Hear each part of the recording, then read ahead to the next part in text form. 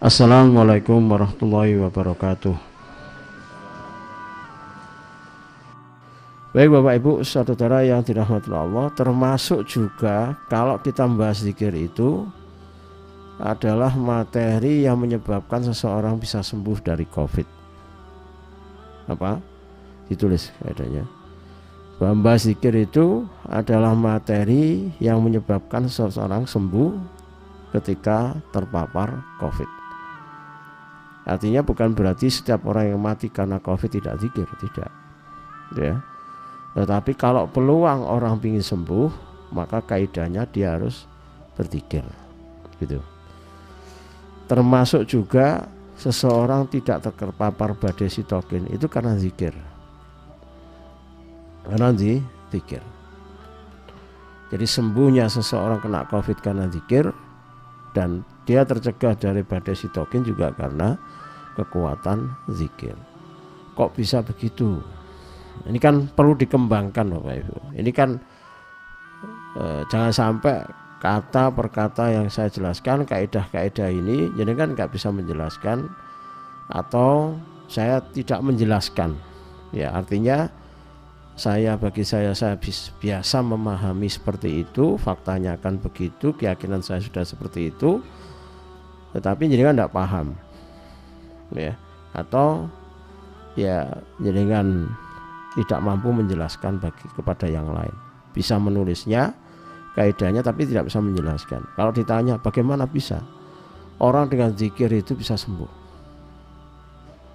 nah, kan begitu kan pertanyaannya. Kan mestinya saya harus digugat begitu. Disinilah pentingnya kita memahami betapa besar keutamaan zikir. Kalau kalimat saya itu baru saya ucapkan hari ini, tidak berantai dengan awal kita ngaji kitab ini, dan tidak terhubung dengan faedah-faedah zikir sejak nomor 1, maka saya bisa saja dianggap berlebihan menyatakan kaidah ini atau saya asal bunyi, jadi tidak bisa menjelaskan bagaimana rentetan ilmiahnya berdasarkan rujukan agama kita. Tapi kalau jenengan hubungkan dengan sejak awal kita ngaji, ya, sejak awal kita membahas keutamaan zikir, mari kita lihat. Jadi kita lihat buktinya bahwa zikir itu mengantarkan pada kesembuhan. Coba halaman 94. Jadi inilah pentingnya orang berilmu. Jadi setiap ngomong itu ada landasan ilmunya, ya. Dan inilah barokahnya ilmu. Nah, ilmu itu selalu membangun bangunan kebaikan, bangunan keilmuan, bangunan teori yang itu memberikan manfaat. Jadi ilmu itu ibaratnya konstruksi rumah seseorang. Jadi orang itu kalau mau membangun, memperlebar, memperluas, meninggikan, itu dengan ilmu yang benar, itu tumbuh terus, ya. Coba lihat halaman 94. Kalau kitab terjemahannya di mana itu? Yang terjemahan sudah halaman berapa? 119. Nah, sudah ya, sudah dibaca dulu, diurutkan. Di mana yang cocok sama bahwa orang zikir itu bisa sembuh COVID-nya? Keberapa itu? Kelima. Loh, ana ilmu kabeh itu. Annahu yuqawi al-qalba wal badan. Zikir itu menguatkan hati dan tubuh. Lebih dari sekedar imun. Kalau imun kan jelas imun. Kalau ini langsung berbicara hati dan badan. Artinya sudah jelas antibodinya kuat. Di situ fisiknya kuat. Termasuk juga kemarin kan sudah kita jelaskan bahwa orang yang ahli zikir itu pasti kuat. Badannya kuat. Harusnya begitu. Semakin tambah zikir berarti harusnya tambah apa? Semakin kuat. Pertanyaannya muncul, loh kok iso ngono? Tambah bingung mana? Kok bisa ngono? Nah, itu kan babnya sudah lewat kan.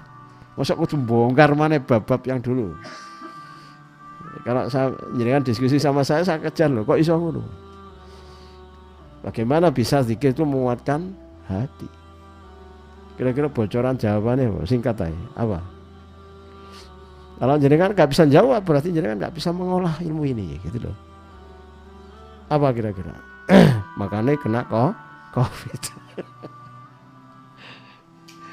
Bapak Ibu, hati itu kan sudah jelaskan sering sama Imam Ibnu Qayyim, tidak akan pernah bahagia tenang sampai menemukan penciptanya. Itu kaidah. Nah, kalau hati sudah menemukan penciptanya, dia akan bahagia hati itu. Itulah nutrisi hati. Dia akan kuat. Dia akan rela mati. Dia akan berpayah-payah karena Allah. Dia akan lelah-lelah karena Allah. Kalau dia sakit, dia terima. Dia legowo, dia ridho. Dia berusaha akan mentaati Allah. Hati itu akan begitu. Dia akan mencocokkan dengan maunya Allah. Hati seperti ini akan kuat. Dan hati yang kuat itu menguatkan badan. Sehingga kaidahnya zikir itu menjadi potensi kesembuhan orang yang terkena COVID. Itu kan nalar di kitab. Kalau nalar di lapangan tuh begini. Gimana cek saja orang yang kena COVID itu. Pikirannya tenang apa enggak? Enggak. Mikir duit, mikir stres kalau metu, mikir crash sampai bojone, mikir khawatir ini, khawatir ini. Itu kan menggambarkan dia tidak ingat Allah. Kan begitu. Wong sudah dikasih sakit, mestinya menghadap Allah khusyuk, fokus minta sembuh, mendekatkan diri. Pikirannya ngelayap ke sana kemari, tidak zikir. Maka kalau orang selalu ingat sama Allah ketika COVID, dia langsung fokus pada penyembuhan. Dia buang semua beban hidupnya, bukan malah tambah direcoki dengan problem.